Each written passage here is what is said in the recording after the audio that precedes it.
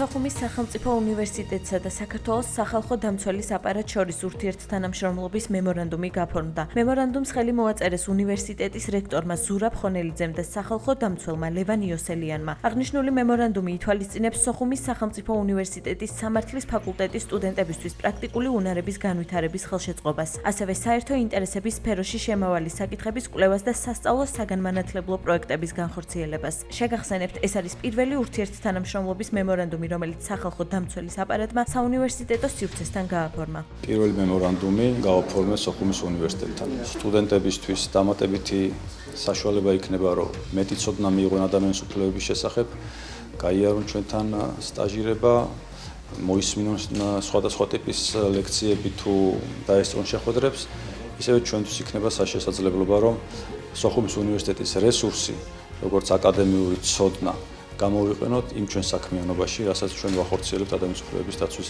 თვალსაზრისით. ძალიან მნიშვნელოვანი დღეა ჩვენი უნივერსიტეტის ცხოვრებაში, გაფორმდა მემორანდუმი. ჩვენ თავისუფლების გარშემო, თავისუფლების დაცვის, ადამიანის უფლებების დაცვის, ღირსების გარშემო გაგვაერთიანა მემორანდუმმა. და რა თქმა უნდა, ჩვენი კომპეტენციის ფარგლებში დავიცავთ ყველა იმ პირობას, რაც გააძლიერებს უნივერსიტეტს.